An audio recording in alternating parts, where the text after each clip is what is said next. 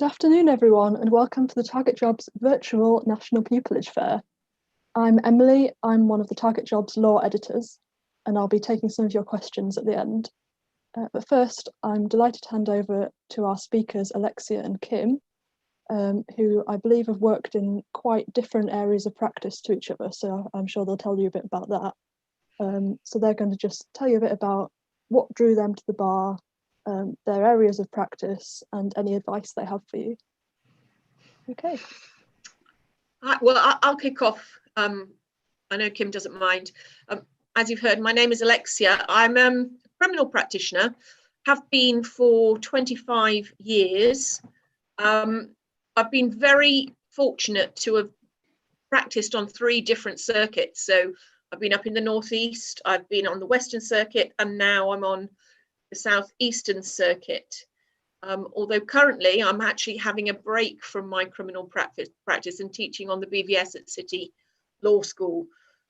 I haven't decided yet whether it's my criminal clients or my students who give me a harder time, but the positive from my perspective in being able to speak to you all is that I've been part of the pupillage selection team in all the sets that I've been in, and I've been our Chambers pupillage coordinator for the last 7 years, and I've been a pupil supervisor since 2006. So my knowledge is probably quite a lot more old-fashioned than Kim's is going to be, because she's much more up to date and has been in the system much more than I have. Just as a general position then, life at the bar, it's tough. Don't let anyone say that it isn't. And I'm absolutely not trying to put you off, because it's a brilliant career. It's a fantastic place to work. But every time I take on a new pupil, they are shocked about how much work there is to do. They thought that the bar course was hard enough, and they thought, it was going to ease off. It's just loads of academics. But it isn't. It's just a warm-up for what's going to happen when you get into pupillage.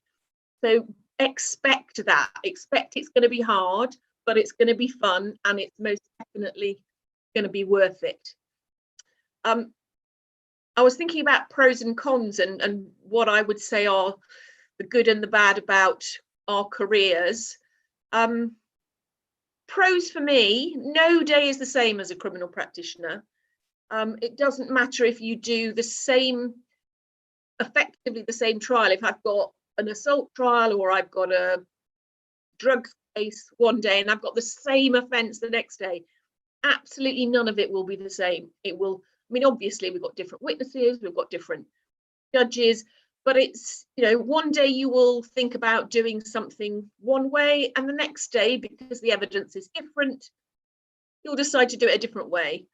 And because of that, everything you do every day, you're constantly learning. You're learning from what you do, you're learning from watching other people react to how you deal with things, and listening to judges. So it's a great career because your practice is constantly evolving and you are constantly evolving. I always think it's strange that it's probably one of the only careers, I don't know about civil law, but I know that, in criminal law, the better you get, the worse your clients are. You don't start off representing murderers, but, by the time you've been in the criminal bar 20 years, that's the kind of people that you're meeting. So it's really interesting and keeps you on your toes.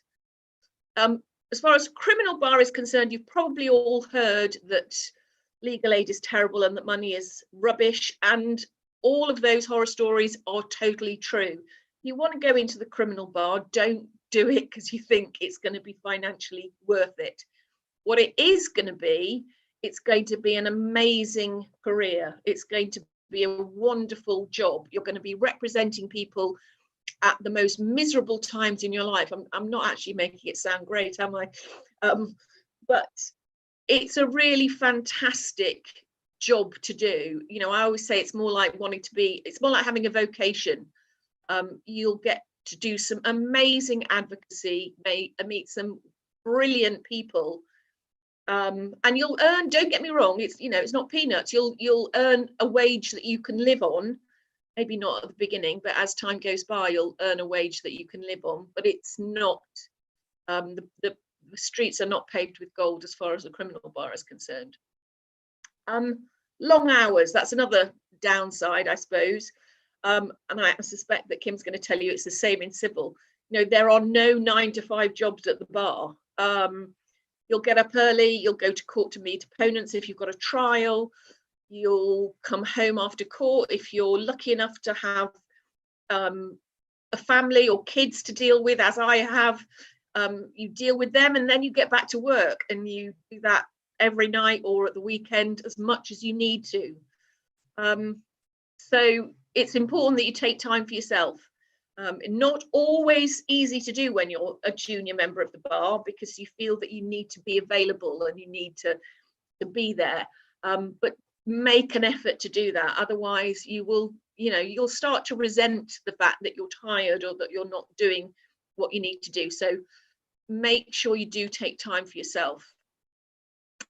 Just a couple of points I would say on applying for pupillage, from my own experience.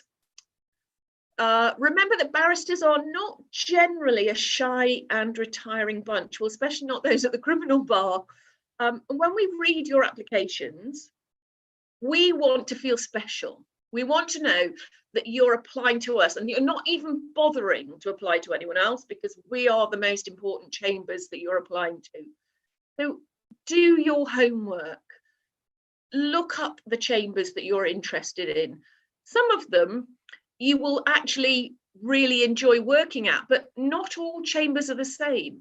You won't fit with every single set. So don't put yourself in a position where you're doing a blanket application. We aren't stupid. When we read those applications, it's obvious that it's just a blanket application. There's no connection between what we're reading and us as a chambers. So make sure that you do your homework before you write your application. You hear horror stories and positive stories about, you know, people being able to rap in an interview or write their applications in total prose. If you're somebody who can pull that off, fine. If you're not, don't go there. Don't even try it, because I promise you it'll just fall flat on, you'll just fall flat on your face and you'll regret it. So, you know, work to your own talent, work what works with you. If you're an intellectual, then be an intellectual. If you're a comedian, I'd be slightly wary about making fun of people that you're maybe being interviewed by, but, you know, bring your light-hearted personality into it. Check your grammar and your spelling. I know it sounds ridiculous to say that, considering I hope all of you who are listening to this are, you know, you're all university and above, but it's so easy to overlook. Get somebody else to proofread your application, because a second pair of eyes will spot things that you don't spot. Why have your application put in the bin for something that's so simple to fix? So absolutely make sure you do that. And don't get put off by rejection. If you don't get an interview and you think maybe you should have done, ask them for some feedback. If you get an interview but you don't get picked, you don't get an offer, well, be glad, because if you're not what they want, then you're probably not going to fit in with them. So I know it's a downer and I know it's miserable and you've got to pick yourself up and try again. And in fact, you know, you might reapply and the following year and you might be successful, but don't beat yourself up about it.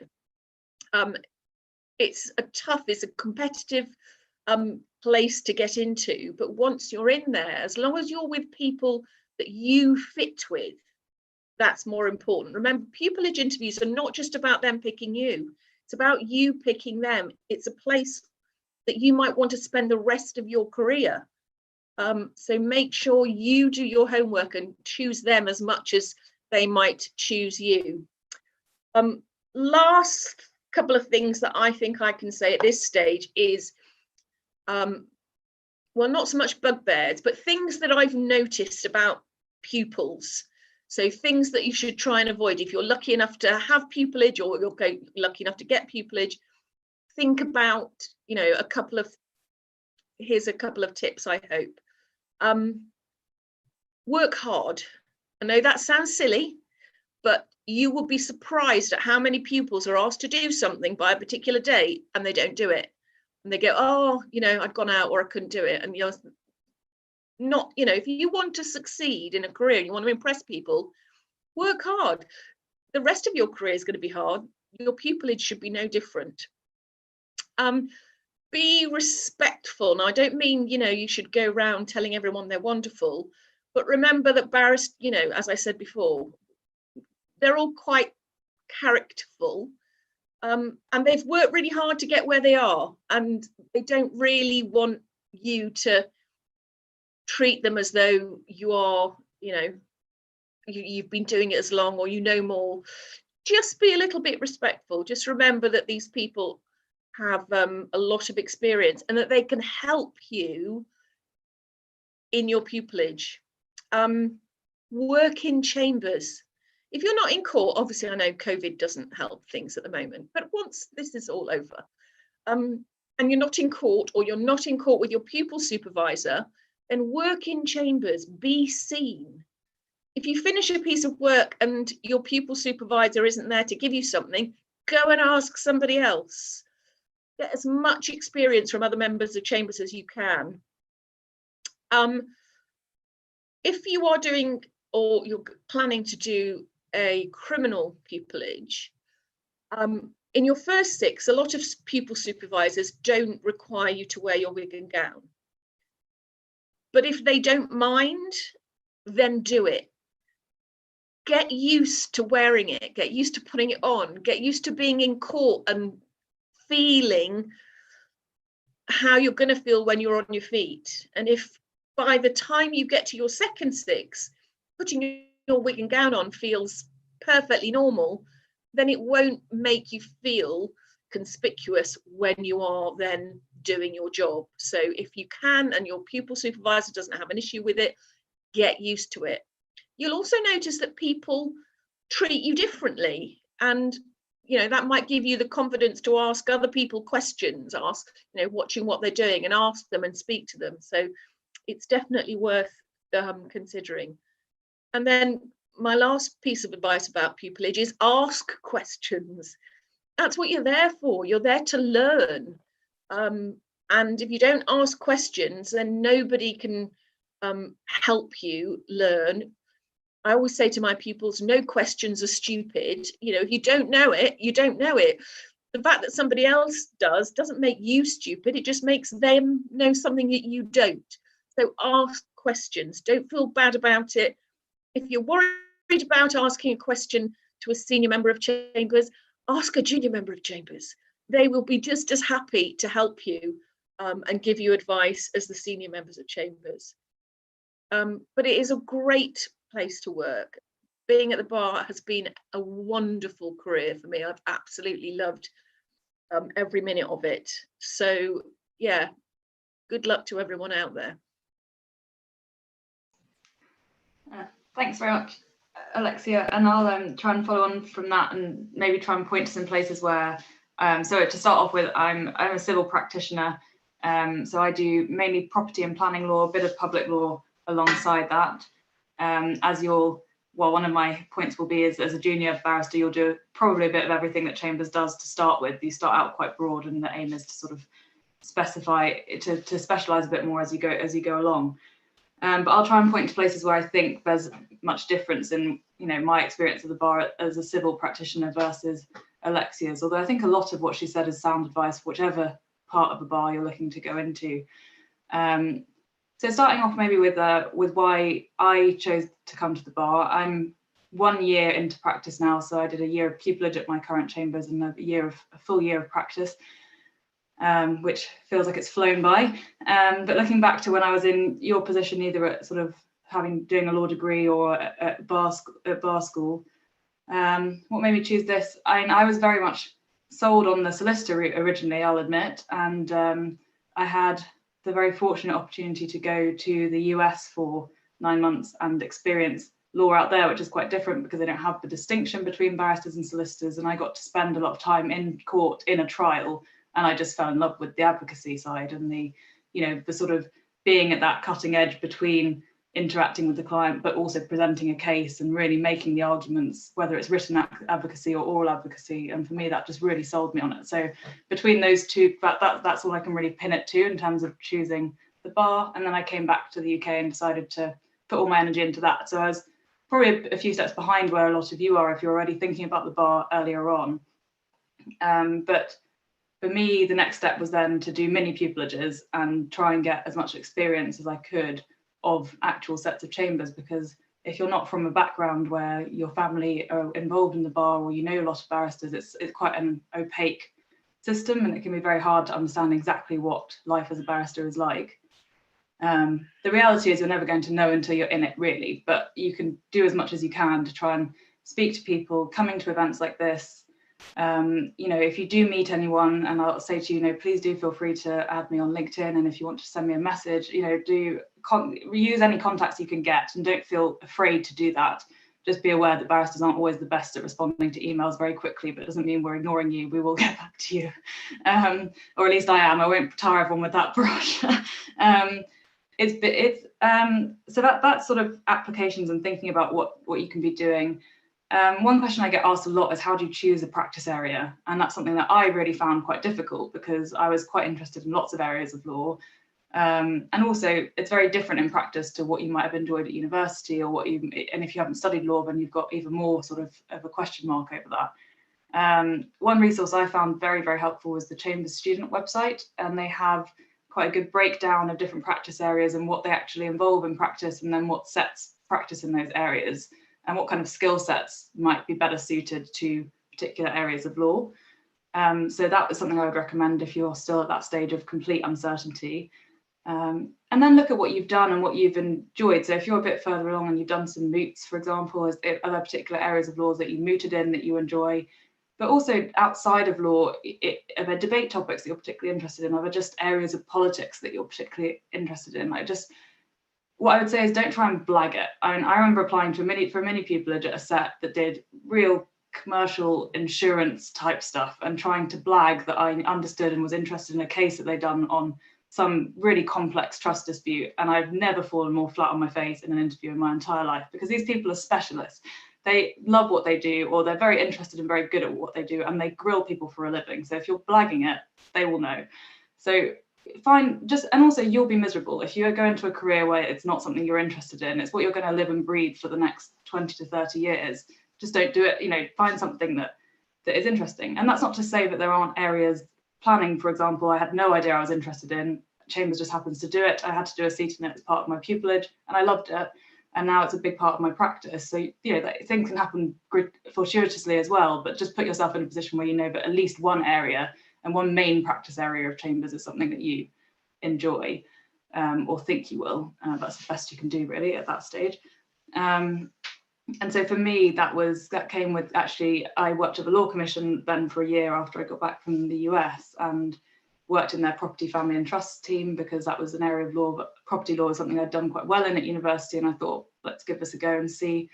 I'm quite interested in it in terms of just people, and I'd had some personal experiences with property. You know, my dad had some issues with a property that he owned and ran a business from, and that kind of got me intrigued, and I'd done a bit of research. And so, you know, it was a very little thing, but then I thought, why not? And this is obviously an area that I'm capable at, so let's apply and see.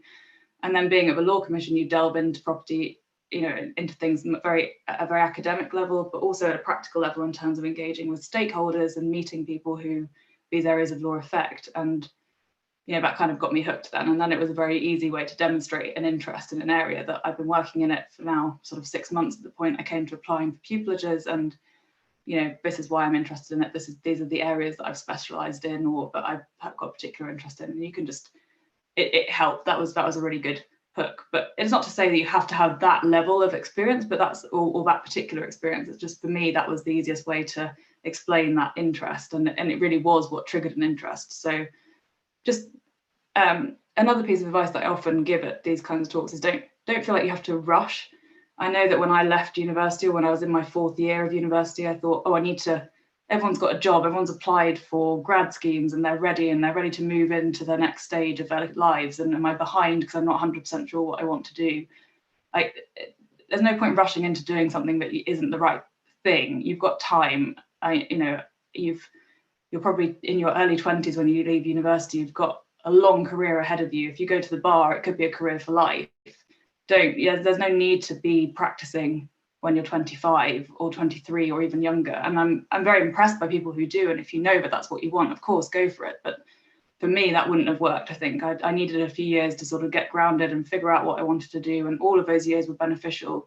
And all of them have helped me to now, when I've started practice, feel much more confident and self-assured, which is a crucial skill for being a barrister. You can't kind of advise a client and be nervous and be questioning yourself. You have to be confident in the advice that you're giving. And you can't, I'm someone who had struggled with insecurity in the past, and this job has been great because it's forced me to overcome that. And, you really have to be, you're there to reassure clients at the hardest times in their life, especially at the criminal bar, but even in the civil bar, people are very stressed, even if it's not life and liberty on the line. It is very stressful periods in people's lives, and they don't want to come to a barrister saying, oh, I'm not sure if I'm good enough, or you have to be there and be confident and be good at what you do. And it's a lot of pressure, and something that I don't think I'd have handled as well 5 years ago as I do now. So that's that. I'm sort of skipping around a little bit, but in terms of pupillage itself, if you're lucky enough to get one, and if anyone here has pupillage, well done. It's not easy, and applications are tough, but please, keep going. And as Alexia said, don't be disheartened by failures. I was rejected outright on the papers by some sets. I got interviews at others. It all feels a bit random, but I've ended up at a set that feels like home and feels like family now. So, you hopefully land, you end up, the system will land you hopefully in the right place. Even if that's later on after pupillage and third six and all sorts of things, people seem to find their home eventually. Chambers are quite family-like, even a big one like mine, where there's 90 people, it feels like a collective. Pupillage itself, as Alexia said, I think is no different in civil law. It's tough, it's a difficult year. Your brain will hurt. There's a lot of academic, difficult problems to solve. You're often being asked to do advices that are far beyond your years. So, your pupil supervisor will be 20 years cool or something, maybe more. You might get to do work for a silk. So this is not advice that you're going to be getting on day one as a junior barrister. So it's hard, and it's great to do that, and it's great to test yourself on that work. But don't be surprised if you find it difficult. But it should be supportive as well. And that should be a good sign of whether you're in the right place or not, whether people are sort of taking care of you, or you feel like they're people you can ask. Make friends with the baby juniors. They'll be your lifeline throughout pupillage. They're the people that you really can ask any questions to, and even if they don't know the answers, they know who will have the books, they know who will know the answer, they know who's done a case along those lines. I know for me that in Chambers that was really a great support network to have through pupillage year.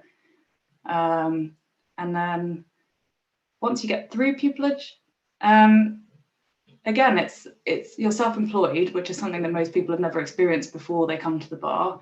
So for me, the benefits of that are huge in terms of being able to take holiday whenever I like. I quite like traveling. So for me, being able to take 3 weeks off and not have any boss to question that is great. The downside to that is you don't get paid for those 3 weeks. So you've got to plan financially a bit around that. And that's probably easier in my area of the law than it is in Alexia's when you're a junior. But for me, that flexibility is fantastic. The downside is that you have the same flexibility on whether you work at the weekends or whether you work in the evenings, and whether you work at 5 o'clock in the morning or 2 o'clock in the morning, the other end of the day. And if you're someone who's very keen and driven and motivated, which most people who end up succeeding at the bar are, it's very easy to say yes to everything that comes through the door and to end up working all hours of the day, night and weekend if you don't impose some structure on yourself. And I think I did that for 3 months and then I crashed. And and again, it's a sign of what kind of chambers you're in. And my clerks sat me down and we had a conversation about how I could manage my workload. And, I was assigned a mentor who was more senior, and I've got lots of support networks in place, which is fantastic and really important because it's, for me, I just didn't really know. I was so used to saying yes to everything was the solution to be, that's how you prove that you're good and that you're interested.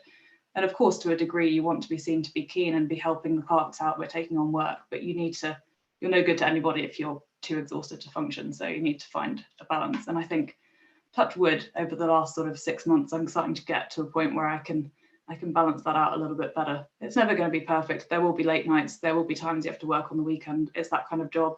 There are court deadlines. There are trials. There are things that come up unexpectedly. You can't plan when your case is going to get listed in the county court. It happens, and you hope that you're free to take it on. I'm sure it's the same in parts of the criminal bar as well. But again, it's so rewarding in so many other ways, in the sense of just the engagement with the clients. And I don't know, something that I was always told in terms of choosing between the bar and becoming a solicitor was that as a solicitor you get more engagement with clients than you do as a barrister. But I haven't found that to be true, at least at my level. I still have a lot of engagement with my solicitor clients, but also with the lay client sometimes. And I've actually qualified recently to do public access work, so sometimes it'll just be me and the lay client, and that's brilliant because you really get to fully engage with this person and explain to them how, or you get to find out exactly what their needs are, what they're expecting from the process, and you get to just be that direct connection between them and the court system, which is very complicated and difficult for a lot of people to navigate. So I think that's really rewarding. So I wouldn't necessarily see client interaction as a deciding factor between one career and the other. What else? I don't know, I think there's a mixture of people listening. So in terms of people asking me, when should I do the bar course? Should I go straight in? Is it better to apply for pupillage after you've done the bar course or before you've done, or while you're doing it? I think it's just whatever suits you. The bar course is expensive, and I mean, it's changed slightly now from when I did it a couple of years ago. But for me, it worked out much better to get pupillage first and use my drawdown to pay for the bar course, and to also know that I was investing in a career that I knew I had the next stage of lined up. I don't think I was disadvantaged applying for pupillage before I'd done the bar course at all. So that's something to consider, because a lot of people feel like you have to do things in a certain order. I've jumped around quite a lot, but I think that's probably everything I've got to say by way of a sort of talk, and then please do ask questions. I'm very happy to answer them. Thanks. Brilliant, thank you very much, both of you. That was really, really interesting. It looks like no questions have come through just yet. So to everyone listening, obviously this will be available on YouTube afterwards, but this is your only chance to ask questions to our speakers. So please do send them in now if you have them. Another thing I would say is we do have a lot of advice on Target Jobs if you want any more information about all of this. So the barristers section of targetjobs.co.uk, we've got articles about applying for pupillage, mini pupillages, areas of practice articles outlining what different areas of practice involve, and the same in our printed publications. So we've got a magazine called Target Jobs Law, which is kind of everything in one. And then we also have the Pupillages Handbook, which I think will have been sent out to everyone who's registered for this event. So do take a look in there if you've got any questions as well.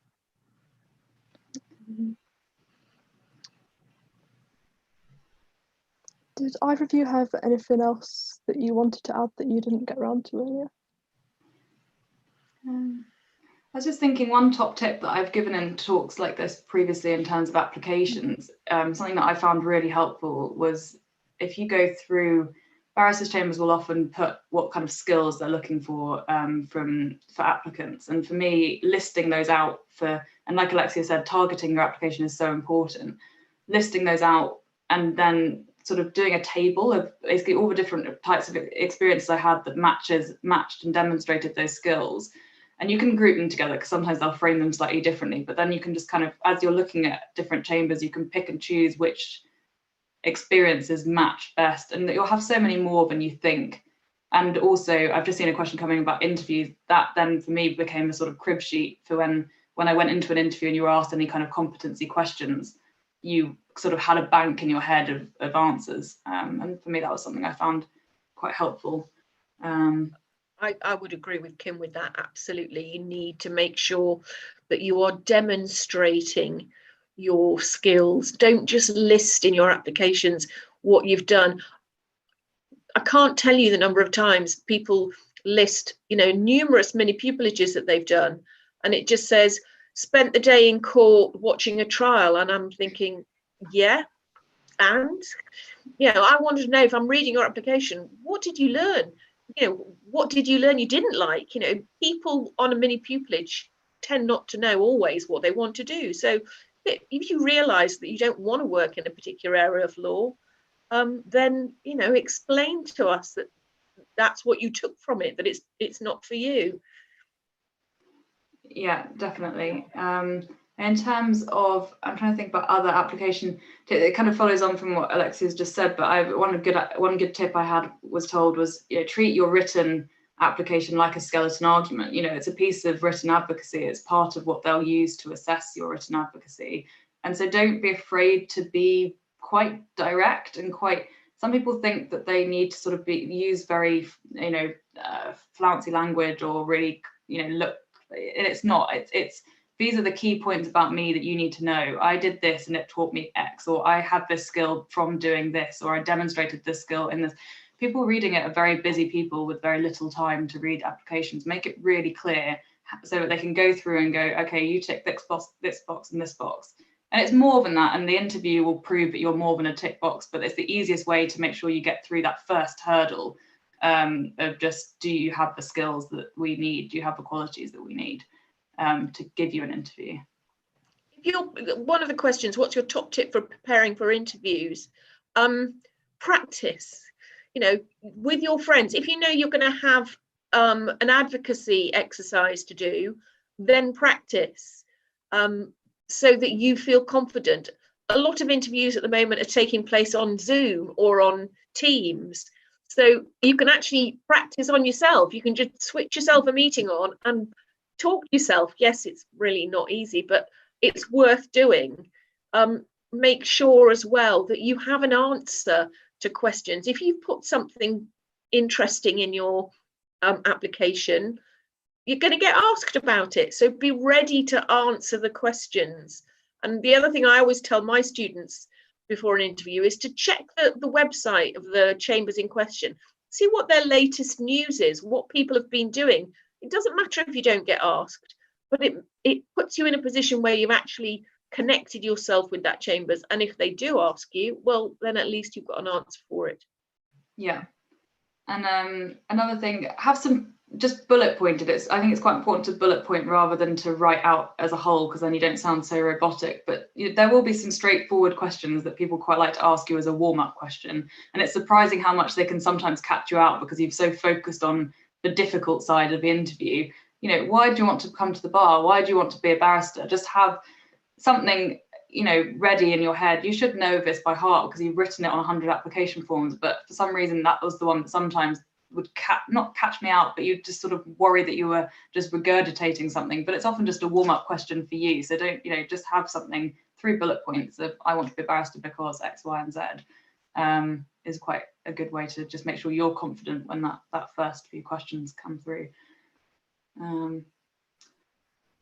I suppose another thing to think about is don't worry if people argue back to you in an interview. It doesn't mean you're getting it wrong. A lot of the time they're testing your ability to argue a point. They want to make sure you've considered the other side of the case, exactly how a judge will do when you're in a hearing. They'll ask you difficult questions. And if you realise you've gone wrong and there's a killer argument against you, take it and say, oh yeah, having considered that, actually you're right, and this is how I would approach it. Just don't feel like you have to back down every time. It's that judgment of when is it a killer blow and you have to retreat and start again, and when is it actually, no, I've got an answer to that, this is how I would get around that. And again, it's difficult, but take your time. Do think about the questions that are being put to you, and don't feel that you have to give an answer straight away. The most common mistake that I see on applications is what I've just said. People just listing what they've done. A lot of people who don't come to the bar straight away, or take time off and they go and work as paralegals, or as you heard from Kim, had a brilliant opportunity to go and work in America. Whatever it is, then they list paragraph after paragraph of, I answered the phone and I did the filing, and I'm thinking, you're not applying for a job as a secretary or as an administrator. You're applying for a job as a barrister. So the most common mistake is not to use your skills to explain what you've taken from all the experience. Nobody, this sounds awful, it's not that we don't care. You know, it's great if you've been able to do work experience or you've been able to work, but I want to know what you've learned from it, because coming into my chambers, I want to know that you're going to be able to learn from what you're watching. You're going to learn from your mistakes. I want to see what your ability is like in that. So make that understood, because otherwise you're missing out. You know, you have learned stuff. You have taken things in. Tell us what they are. I fully agree. And I think that's where that sort of exercise of, you know, writing down everything you've done in the job and trying to tailor it back to very key skills for the bar, because you'll be surprised at what experience how much experience you had. Because sometimes I would look at people on Chambers websites and think, oh my goodness, these people all have double starred first from X, Y, and Z university, and they have all done years after years of work experience and who am I to even try and apply for this job? And the reality is that you will have lots and lots of relevant experience. It's just making it clear why your experience is relevant. You know, I used work at a golf club that I worked at for several years on my pupillage application form, because I had to deal with very, very difficult customers, often under time pressure, and, you know, get to the bottom of problems and be polite and communicate, all of which are very important skills as a barrister. But you've got, just writing that job down, someone might look at it and think, why is this relevant? But you've got to just be careful. It's just how you write about it and how you tailor what you say about things that you've done. There's a question just come in. What skill do you think you've got that's led you to where you are in your career now? I feel like I'm in a pupillage interview. For me, resilience. You know, being a female as well at the bar, which when I came to the bar 25 years ago, oh my gosh, there were hardly any women at the bar. But yeah, you've just got to be resilient. You've got to keep going. Take time for yourself, take time for your family. But for me, it was just a matter of picking myself up whenever I made a mistake, which was often and still happens, you know, just to keep going. There are ups and downs in any career, and the bar is no different, but keep plodding on. Yeah. And I think mine, I mean, probably this is more of a sort of low level skill in the sense of just, I'm someone who's always liked to sort of see all different sides to a problem. I'm extremely indecisive as a result. I can always see the pros and cons to everything. And I think in this job, it's quite helpful, because as much as it's very irritating in my day-to-day life and the people around me find it unbelievably frustrating that I can be arguing one side of a question at one point and the other side the next day, it's, you know, that ability to not sort of see something and think this is the answer. It's like, well, what are all the reasons why that's not the answer? And how do I then, when I'm arguing one side for my client, see all of the other sides that and what they're going to get thrown at me and the other points, and not ignore those, because that's, you know, that's a surefire way to have a very difficult question thrown at you in court that you aren't prepared for the answer to. So, but I mean, I think that's a really good thing to be able to do, especially, you know, at the civil bar and at the criminal bar. You know, I often say that you're like, people say that you can be quite schizophrenic. You know, if I'm defending, I'm very defense minded. If I'm prosecuting, I'm very prosecuting minded.